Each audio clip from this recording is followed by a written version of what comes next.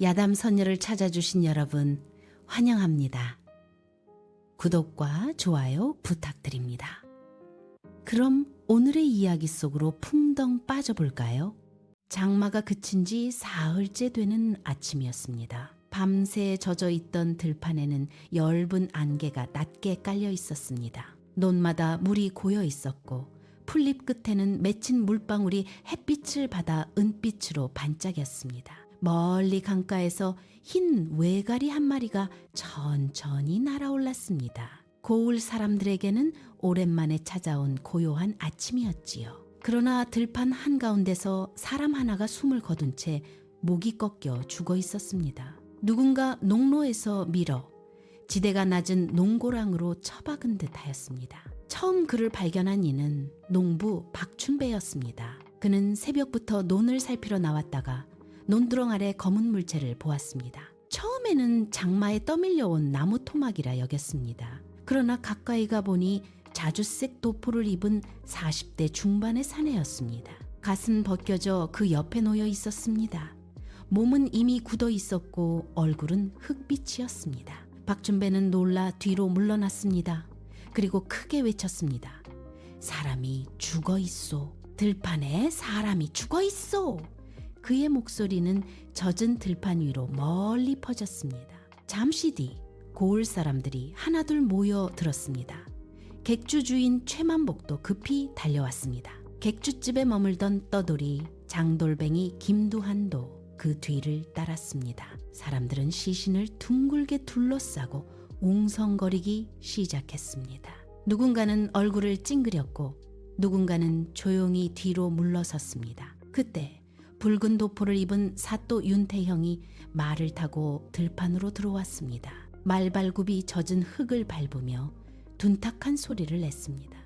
사또는 천천히 말에서 내렸습니다. 그는 잠시 하늘을 바라보았습니다. 장마 뒤의 하늘은 맑았지만 땅 위에는 아직 물기가 가득했습니다. 사또는 조용히 시신 곁으로 다가갔습니다.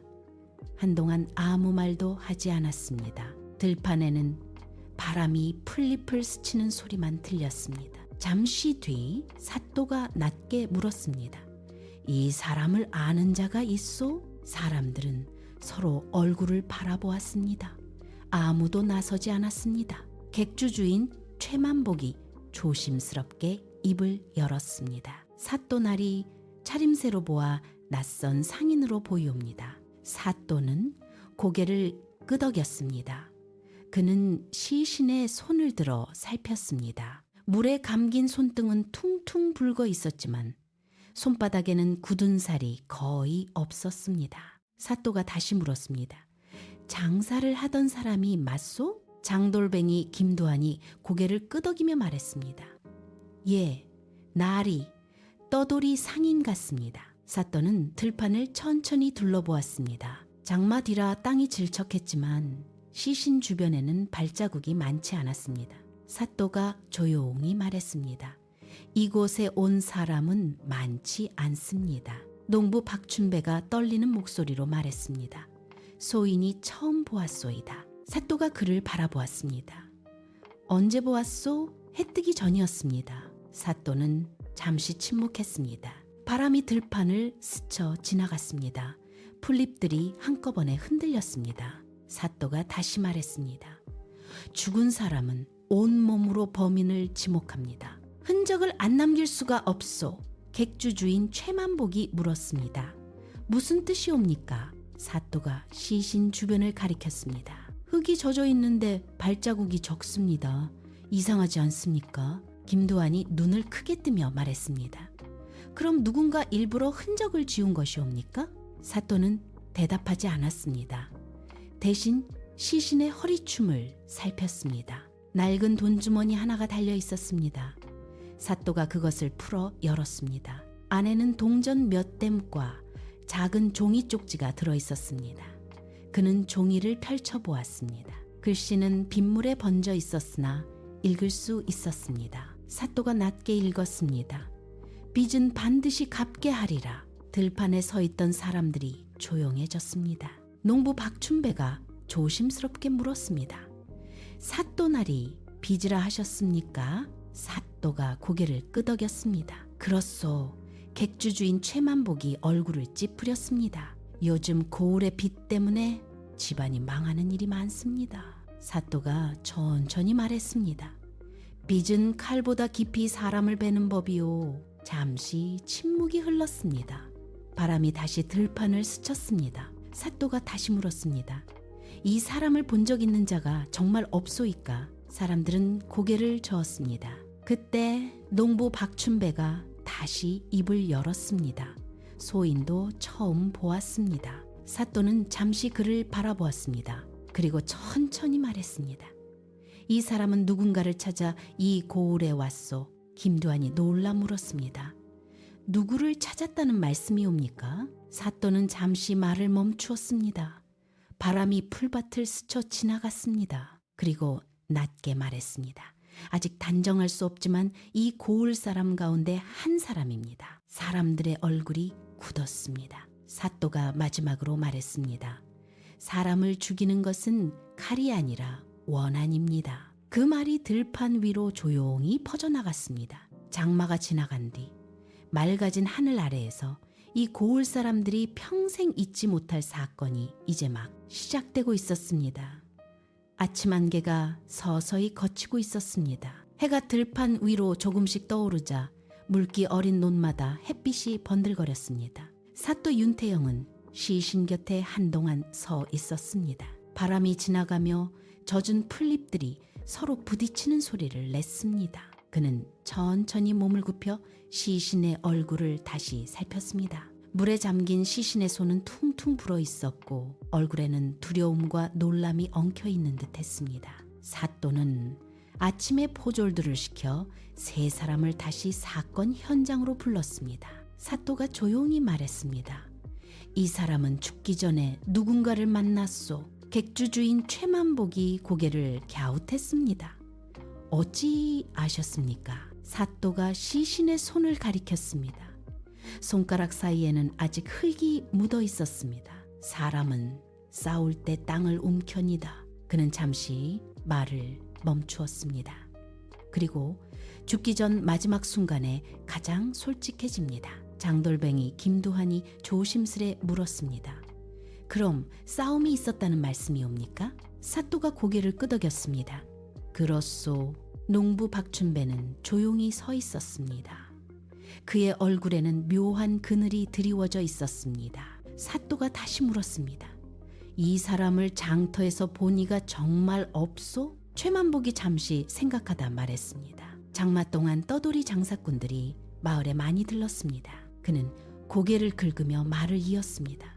허나 이 얼굴은 낯이 익지 않습니다. 김두한도 거들었습니다. 소인도 장사꾼이지만 이 사람은 처음 봅니다. 사또는 천천히 고개를 끄덕였습니다. 그리고 시신의 도포를 살폈습니다.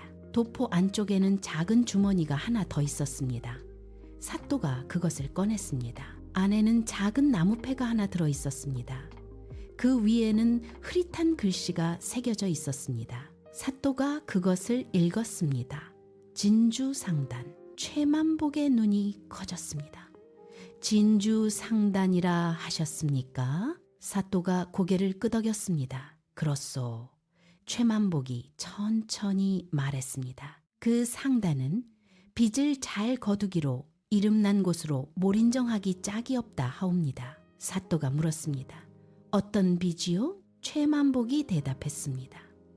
대부분 돈이나 쌀을 빌려주고 이자를 받는 장사입니다. 농부 박춘배가 조용히 입을 열었습니다. 장마가 길어지면 그런 상인들이 고을에 찾아옵니다. 사또가 고개를 돌렸습니다. 왜 옵니까? 박춘배가 낮게 말했습니다. 굶주린 집이 많아지기 때문이지요. 들판에 잠시 바람이 불었습니다. 사또가 다시 물었습니다. 그럼 이 사람도 빚을 받으러 온 돈주인이란 게요? 최만복이 고개를 끄덕였습니다. 아마 그러할 것입니다. 사또는 잠시 생각에 잠겼습니다. 그리고 천천히 말했습니다. 빚은 사람 목숨을 잡아먹고 끝내는 원한을 낳습니다. 김두한이 조심스럽게 물었습니다. 그럼 누군가 빚 때문에 죽였다는 말씀이옵니까? 사또가 고개를 끄덕이며 말했습니다. 가능성이 크오. 그때 들판 너머에서 바람이 불었습니다. 녹물 위로 작은 파문이 일었습니다. 사또가 천천히 말했습니다. 이 고을에는 빚을 진 사람이 많소이까? 최만복이 씁쓸하게 웃었습니다. 장마가 길어지면 빚 없는 집이 드뭅니다. 박춘배도 고개를 숙였습니다. 사또가 그를 바라보았습니다. 그대도 빚이 있습니까? 박춘배는 잠시 침묵했습니다. 그리고 낮게 말했습니다. 예, 있었습니다. 사또가 물었습니다. 있었다는 말은 무슨 뜻이오? 박춘배의 눈이 잠깐 흔들렸습니다. 빚을 갚았기에 이제는 빚쟁이가 아니란 말입니다. 들판 위 공기가 잠시 멈춘 듯 조용해졌습니다. 사또가 조용히 물었습니다. 무슨 뜻이요? 박춘배가 고개를 숙였습니다. 집사람과 아이가 지난 겨울에 굶어 죽었습니다. 장례를 치르고 남은 금전으로 빚을 갚았지요. 최만복과 김두한이 동시에 고개를 들었습니다. 바람이 다시 들판을 스쳤습니다. 사또 윤태영은 한동안 아무 말도 하지 않았습니다. 그리고 낮게 말했습니다. 사람을 죽이는 것은 칼이 아니라 가난입니다. 그 말이 들판 위에 조용히 내려앉았습니다. 그러나 아무도 알지 못했습니다. 바로 그 가난이 이 사건의 가장 깊은 곳에 숨어 있다는 사실을. 이튿날 아침 들판의 안개는 거의 걷히고 있었습니다. 해가 높이 떠오르자 논마다 맺혀있던 물방울들이 눈부시게 반짝였습니다. 시신은 관아 뒤뜰로 옮겨졌습니다. 그러나 시신이 놓인 자리만은 여전히 음산한 기운이 감돌고 있었습니다. 사또 윤태영은 사건 현장에서 들판 끝을 바라보았습니다. 강가 쪽에서는 아직도 희미한 물안개가 피어오르고 있었습니다. 바람이 스치며 젖은 풀들이 서로 부딪혔습니다. 사또가 사건 현장에서 조용히 말했습니다. 내가 어쩌녁 장터에 나가 사람들을 만나 수소문하였소. 이 사람은 진주 상단으로 빚을 받으러 왔던 게 분명하오. 객주 주인 최만복이 고개를 끄덕였습니다. 예, 날이 진주 상단이라면 분명 그럴 것입니다. 사또가 다시 물었습니다. 그럼 이 고을에 빚을 진 사람이 많소? 최만복이 씁쓸하게 웃었습니다. 장마가 길어지면 빚 없는 집이 드뭅니다. 장돌뱅이 김두한도 거들었습니다. 쌀 한 대 빌렸다가 집 한 채를 잃는 일도 흔합니다. 사또는 잠시 아무 말도 하지 않았습니다. 들판의 바람이 잠깐 멈춘 듯 조용해졌습니다. 죽은 상인은 누군가를 찾아 우리 고을에 왔습니다. 김두한이 물었습니다. 농부 박춘배가 조심스럽게 입을 열었습니다. 그럼 빚을 갚지 못한 사람이 범인일 수도 있겠지요? 사또가 고개를 들었습니다. 왜 그렇게 생각하오? 박춘배가 낮게 말했습니다. 빚 때문에 사람이 죽는 일은 드물지 않습니다. 그의 목소리는 차분했지만 어딘가 무거운 기운이 담겨 있었습니다. 사또는 그 말을 잠시 곱씹었습니다. 그리고 다시 들판을 둘러보았습니다. 젖은 흙 위에는 흐릿한 발자국들이 남아 있었습니다. 그러나 장마 뒤라 대부분이 무너져 있었습니다. 사또가 천천히 말했습니다. 발자국이 적습니다. 최만복이 물었습니다. 그게 무엇이 이상합니까?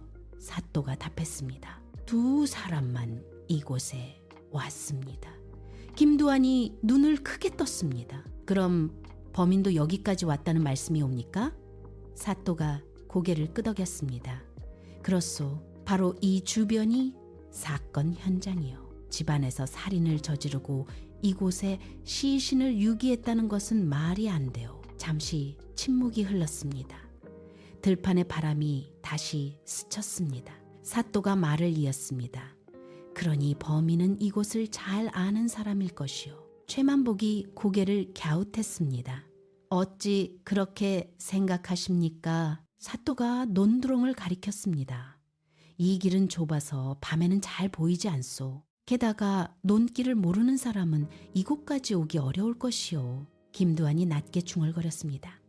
그럼 범인은 고을 사람일 가능성이 크겠군요. 사또는 고개를 끄덕였습니다. 그리고 다시 시신의 주머니에서 나온 종이를 꺼냈습니다. 그는 천천히 그 글을 바라보았습니다. 빚은 반드시 갚게 하리라. 사또가 조용히 말했습니다. 이 글은 협박입니다. 최만복이 말했습니다. 빚을 받는 돈주인들은 흔히 저런 말을 합니다. 사또가 고개를 들었습니다. 그럼 누군가 그 말을 듣고 두려워했겠죠. 김도환이 대답했습니다. 아마 그랬을 것입니다. 사또는 다시 말했습니다. 그러나 두려움이 곧 살인을 부르는 것은 아닙니다. 들판에는 잠시 침묵이 흘렀습니다. 그때 멀리서 까치 한 마리가 날아왔습니다. 사또가 다시 입을 열었습니다. 이 사람은 어젯밤에 죽었습니다. 최만복이 놀라 물었습니다. 어찌하셨습니까? 사또가 시신의 손을 가리켰습니다. 밤새 두 손이 물속에 잠겨 있었으니 퉁퉁 불어 터진 것이요. 김도환이 중얼거렸습니다. 그럼 그저께 밤저 양반과 함께 누군가 이곳에 왔다는 말이군요. 사또가 고개를 끄덕였습니다. 그렇소. 그는 천천히 박춘배를 바라보았습니다. 그대는 그저께 밤 어디에 있었소? 박춘배는 잠시 멈칫했습니다. 그리고 대답했습니다. 집에 있었습니다. 사또가 물었습니다. 증인이 있어? 박춘배가 고개를 숙였습니다. 혼자 살고 있습니다. 들판 위에 잠시 바람이 불었습니다. 사또 윤태영은 한동안 아무 말도 하지 않았습니다. 그리고 낮게 말했습니다.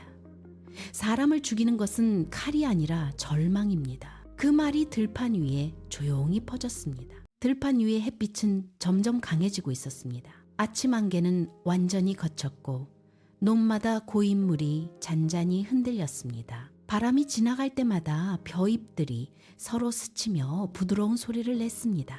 그러나 시신이 놓인 자리에는 여전히 묘한 침묵이 감돌고 있었습니다. 사또 윤태형은 천천히 몸을 돌려 사람들을 바라보았습니다. 그러면서 시신이 누워있던 논두렁 옆을 가리켰습니다.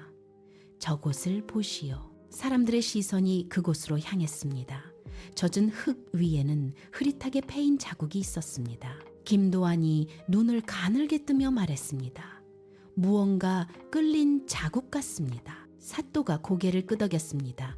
그렇소. 그는 잠시 말을 멈추었습니다. 이 사람은 처음에는 저쪽 논길에서 쓰러졌을 것이요. 최만복이 놀라 물었습니다. 그럼 이곳으로 옮겨졌다는 말씀입니까? 사또가 대답했습니다. 그렇소. 김도환이 중얼거렸습니다. 죽은 사람을 굳이 옮길 까닭이 있겠습니까? 사또가 천천히 말했습니다. 있어! 잠시 침묵이 흐른 뒤 그가 덧붙였습니다. 죽은 사람을 숨기려 할 때이요. 들판 위 공기가 잠시 굳었습니다. 농부 박춘배가 조용히 입을 열었습니다. 그럼 범인이 시신을 옮겼다는 말씀이옵니까? 사또가 고개를 끄덕였습니다. 그렇소. 그는 논길을 따라 천천히 걸었습니다. 사람들도 그 뒤를 따랐습니다. 논두렁 끝에는 작은 흙길이 이어져 있었습니다. 사또가 발자국을 가리켰습니다. 여기 보시오. 젖은 흙 위에는 깊게 패인 발자국이 남아 있었습니다. 한 사람이 시신을 옮겼을 것이오. 최만복이 물었습니다. 그럼 범인은 힘이 센 사람입니까? 사또가 잠시 생각하다 말했습니다. 아마 그럴 것이오. 들판 위로 바람이 다시 불었습니다. 벼잎들이 서로 스치며 잔잔한 소리를 냈습니다. 사또가 천천히 말을 이어갔습니다. 그러나 더 중요한 것은 따로 있습니다. 김도환이 물었습니다. 무엇입니까? 사또가 발자국을 가리켰습니다. 이 발자국은 맨발입니다. 사람들은 동시에 발자국을 내려다보았습니다. 최만복이 놀라 말했습니다. 정말 맨발입니다. 김도환이 고개를 갸웃했습니다. 그저께 밤 비가 내린 뒤에 맨발로 돌아다닐 사람이 있겠습니까? 사또가 조용히 말했습니다. 논에서 일하는 사람은 가능합니다. 사람들의 시선이 동시에 농부 박춘배에게 향했습니다. 그러나 사또는 곧 고개를 저었습니다. 그러나 이것만으로는 아무것도 단정할 수 없소. 그는 잠시 침묵했습니다. 그리고 낮게 말했습니다. 사람을 의심하는 일은 조심해야 하오. 그때 최만복이 조심스럽게 입을 열었습니다. 사또나리, 한 가지 떠오르는 일이 있습니다. 사또가 고개를 들었습니다. 무엇입니까? 최만복이 말했습니다. 장터에서 이 상인을 본 사람이 있습니다. 김두한이 놀라 물었습니다. 누구요? 최만복이 잠시 말을 멈추었습니다. 그리고 천천히 대답했습니다. 주막에 심부름꾼 아이랍니다. 사또가 물었습니다. 무엇을 보았다 하오? 최만복이 말했습니다. 그 상인이 누군가와 크게 다투었다 합니다. 들판 위 공기가 갑자기 무거워졌습니다. 김두한이 급히 물었습니다. 누구와 말이요? 최만복이 고개를 저었습니다. 아이도 얼굴은 보지 못했다고 합니다. 사또 윤태영은 잠시 생각에 잠겼습니다. 그리고 조용히 말했습니다. 다툼이 있었다면 이유가 있었겠지요? 김두한이 고개를 끄덕였습니다. 아마 빚 때문일 것이오. 사또가 낮게 말했습니다. 그럴 수도 있소. 그는 잠시 시신이 있던 곳을 바라보았습니다. 그리고 천천히 말을 이었습니다. 사람을 죽이는 것은 칼이 아닙니다. 사람을 죽이는 것은 절망입니다. 그 말이 들판 위로 퍼져나갔습니다. 농부 박준배는 고개를 숙인 채 아무 말도 하지 않았습니다. 그리고 그 순간 사또의 마음속에서 하나의 의심이 아주 작게 싹트기 시작하고 있었습니다. 해가 머리 위로 올라갈 즈음이었습니다. 장마 뒤의 하늘은 높고 맑았으나 들판에는 아직 습한 기운이 남아 있었습니다. 논마다 고인 물이 햇빛을 받아 번들거렸고 멀리 강가에서는 바람이 물결을 밀어 올렸습니다. 벼잎들이 서로 스치며 사각거리는 소리를 냈습니다. 사또 윤태영은 논두렁 끝에 서 있었습니다. 그는 한동안 아무 말도 하지 않았습니다. 시신이 놓인 자리와 끌린 흔적을 번갈아 바라보고 있었습니다. 잠시 뒤 그는 천천히 입을 열었습니다. 어젯밤 장터에서 이 상인이 누군가와 다투었다 하였지요? 예, 나리. 김두한이 조심스럽게 말했습니다. 아이 말로는 그 상인이 어떤 사람에게 돈을 내놓으라 하였다 합니다. 사또가 잠시 생각했습니다. 그리고 낮게 물었습니다. 그 사람의 얼굴은 보지 못하였다 하오? 김두한이 고개를 저었습니다. 밤이라 잘 보지 못하였다 합니다. 바람이 들판을 스쳐 지나갔습니다. 사또는 다시 논길을 바라보았습니다. 젖은 흙 위에는 여전히 발자국이 남아 있었습니다. 사또가 조용히 말했습니다. 이 발자국은 논에서 일하는 사람의 발이요. 김두한이 고개를 끄덕였습니다. 맞습니다. 그는 잠시 말을 멈추었습니다. 논일을 하는 사람들은 집신을 벗고 일하기도 합니다.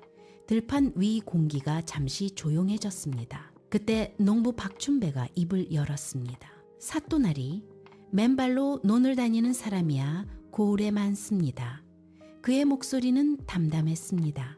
사또가 그를 바라보았습니다. 그렇지요. 잠시 침묵이 흘렀습니다. 사또는 논길을 따라 시선을 돌렸습니다. 이 논길은 고을 안쪽으로 이어져 있어. 최만복이 조용히 말했습니다. 그럼 범인도 고을 사람일 가능성이 크겠군요. 사또가 고개를 끄덕였습니다. 그리고 낮게 말했습니다. 그럴 가능성이 큽니다. 잠시 바람이 들판을 스쳤습니다. 논물 위에 작은 물결이 퍼졌습니다. 사또가 다시 입을 열었습니다. 이 상인은 빚을 받으러 왔다. 우연히 장터에서 만나 다투고 빚쟁이와 이곳으로 오게 되었을 것이요. 김두한이 중얼거렸습니다. 그 다툼이 결국 살인으로 이어졌군요. 사또가 고개를 저었습니다. 아직 단정하기에는 이루어. 그는 잠시 침묵했습니다. 그리고 조용히 덧붙였습니다. 그러나 한 가지는 분명합니다. 최만복이 물었습니다. 무엇이옵니까? 사또의 목소리는 낮았지만 또렷했습니다. 이 상인은 빚을 갚지 않은 사람을 만났던 것이요. 바람이 다시 들판을 스쳤습니다. 김두한이 물었습니다. 그 사람이 범인이라는 말씀입니까? 사또가 천천히 고개를 들었습니다. 그렇소. 그건 분명한 사실이요. 잠시 침묵이 흘렀습니다. 그때 농부 박춘배가 조용히 입을 열었습니다. 사또 나리. 사또가 그를 바라보았습니다. 무엇이요? 박춘배가 낮게 말했습니다. 빚 때문에 사람이 죽는 일이 정말 많습니다. 그의 목소리는 차분했습니다. 굶주림이 길어지면 사람은 무엇이든 하게 됩니다. 들판 위에 바람이 다시 불었습니다. 그러나 그 순간 사또 윤태영의 눈빛은 조금 달라져 있었습니다.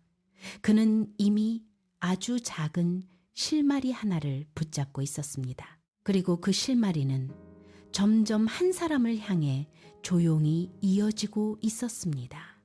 해가 서쪽으로 기울 무렵이었습니다. 장마 뒤에 하늘은 맑았으나 공기에는 아직 눅눅한 기운이 남아 있었습니다. 들판의 논물은 붉은 햇빛을 받아 잔잔히 흔들리고 있었고 강가에서는 저녁바람이 천천히 불어왔습니다. 벼잎들이 서로 스치며 낮은 소리를 냈습니다. 사또 윤태영은 논두렁 끝에 서 있었습니다. 그의 시선은 들판 저쪽으로 길게 이어진 논길에 머물러 있었습니다. 한동안 아무 말도 하지 않았습니다. 객주 주인 최만복과 장돌뱅이 김두한 그리고 농부 박춘배도 조용히 서 있었습니다. 잠시 뒤 사또가 천천히 입을 열었습니다. 이 길을 보시오. 세 사람의 시선이 동시에 그곳으로 향했습니다. 젖은 흙 위에는 아직도 발자국이 남아 있었습니다. 사또가 조용히 말했습니다. 이제야 자세히 살펴보니 이 발자국들은 두 사람이 걸어왔다가 한 사람만 돌아간 흔적이오. 김두한이 놀라 물었습니다. 최만복이 눈을 크게 떴습니다. 그럼 범인이 마을로 곧장 돌아갔다는 말씀입니까? 사또가 고개를 끄덕였습니다. 그렇소. 잠시 바람이 들판을 스쳤습니다. 논물 위에 잔잔한 파문이 일었습니다. 사또가 다시 말했습니다. 그리고 그 발자국은 맨발이요 발가락 사이에 볼록한 부분의 형상이 고스란히 남아있지 않소? 김두한이 고개를 끄덕였습니다. 분명 논일을 하는 사람의 발자국이요. 이 들판을 늘 걷던 사람이란 말이요. 잠시 침묵이 흘렀습니다. 들판의 바람이 다시 스쳤습니다. 그때 사또가 갑자기 농부 박춘배를 바라보았습니다. 박춘배, 농부가 고개를 들었습니다. 예, 나리. 사또가 낮게 물었습니다. 그대는 이 상인을 처음 보았다 하였소? 박춘배가 대답했습니다. 예, 그러하였습니다. 사또가 다시 물었습니다. 정말 본 적이 없소? 박춘배의 눈이 잠깐 흔들렸습니다. 그러나 곧 고개를 끄덕였습니다. 예, 나리. 사또는 잠시 아무 말도 하지 않았습니다. 그리고 시신이 있던 자리로 다시 걸어갔습니다. 그는 도포 속에서 작은 종이를 꺼냈습니다. 바로 그 종이였습니다. 빚은 반드시 갚게 하리라. 사또가 조용히 말했습니다. 이 글은 협박입니다. 김두한이 고개를 끄덕였습니다. 돈주인들이 흔히 하는 말입니다. 사또가 천천히 말을 이었습니다. 그러나 이 글을 보고 가장 두려워할 사람은 따로 있습니다. 최만복이 물었습니다.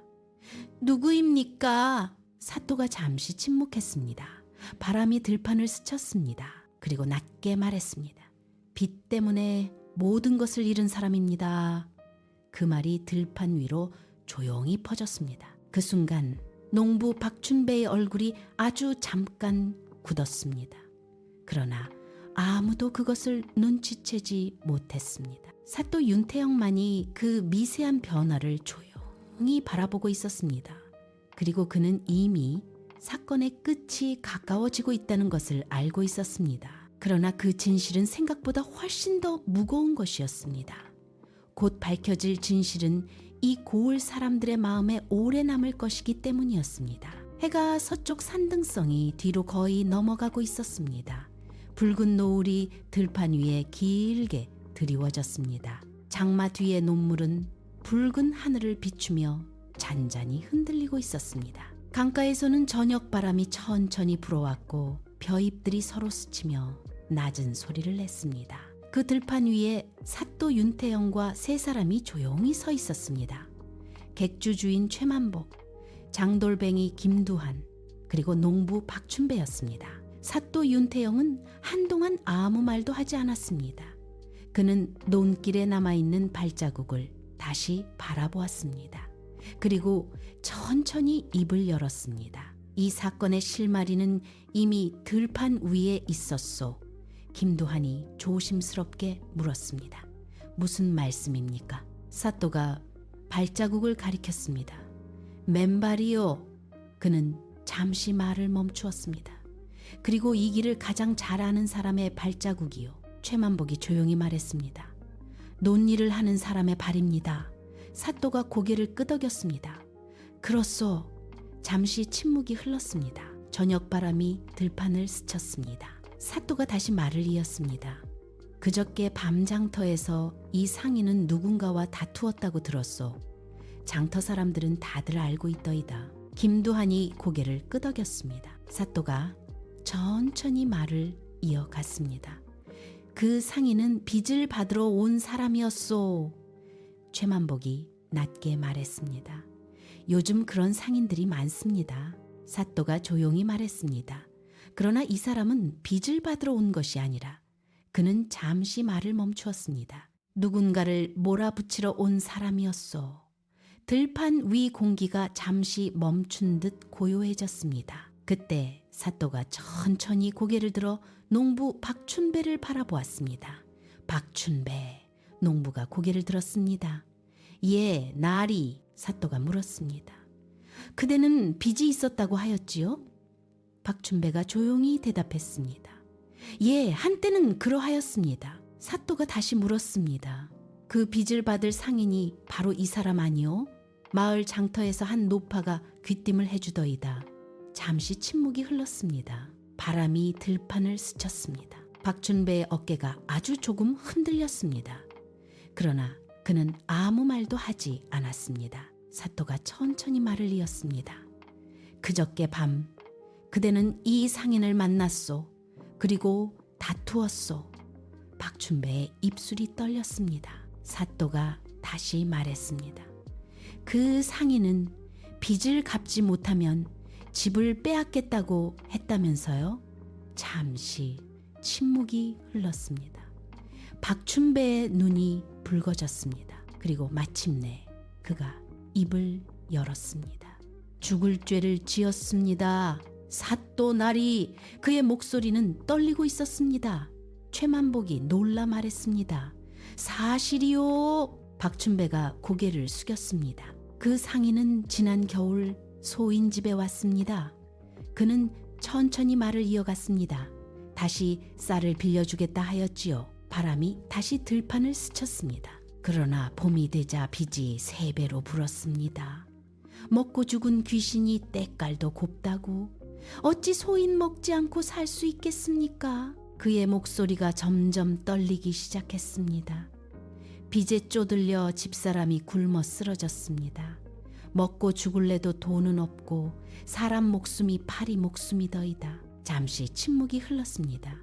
사나흘 후에 아이도 제 어미를 따라 굶어 죽었습니다. 김두한이 고개를 숙였습니다. 최만복도 아무 말을 못했습니다. 박춘배가 다시 말을 이었습니다. 그저께 초저녁 그 사람이 다시 왔습니다. 장터에서 우연히 만났지요. 대판 싸웠는데도 집문서를 내놓으라 협박하면서 소인의 집까지 따라왔지요. 날은 어둡고 집문서는 내어줄 수 없고 그는 잠시 숨을 고르며 말했습니다. 집문서를 말하는 순간 소인 눈에는 아무것도 보이지 않았습니다. 소인 제정신이 아니었습니다. 들판 위에는 바람소리만 흘렀습니다. 박춘배가 떨리는 목소리로 말했습니다. 소인이 그 사람에게 집 대신 논을 주겠다며 이리로 끌고 와 이 논길에서 밀었습니다. 잠시 침묵이 흘렀습니다. 그 사람이 논두렁으로 떨어져 목이 꺾였습니다. 사또 윤태영은 조용히 듣고 있었습니다. 박춘배가 낮게 말했습니다. 그 뒤로 숨이 끊어졌습니다. 저녁 노을이 들판을 붉게 물들이고 있었습니다. 사또 윤태영은 한동안 아무 말도 하지 않았습니다. 그리고 조용히 말했습니다. 그래서 그대는 빚이 없다 하였지요. 돈 주인이 죽었으니 당연히 빚쟁이를 벗어난 것이니까 아무튼 빚을 갚았다고 거짓을 말했소. 이런 가난한 살림에 장례비도 없을 판인데 남는 돈이 어디 있겠소? 난 그 말을 들었을 때 그대가 범인임을 직감했소. 아무튼 그대는 죄를 지었소. 잠시 침묵이 흐른 뒤 그는 덧붙였습니다. 그러나 이 고울은 그 죄가 어디에서 시작되었는지 잊지 말아야 하오. 바람이 다시 들판을 스쳤습니다. 사또가 마지막으로 말했습니다. 사람을 죽이는 것은 칼이 아니오. 잠시 침묵이 흐른 뒤 그는 낮게 덧붙였습니다. 사람을 죽이는 것은 굶주림이요. 붉은 노을이 논물 위에 길게 흔들리고 있었습니다. 그날 저녁 들판 위에서 밝혀진 진실은 오래도록 고을 사람들의 마음에 남게 되었습니다. 왜냐하면 그 사건은 단순한 살인이 아니라 가난이 만들어낸 비극이었기 때문이었습니다.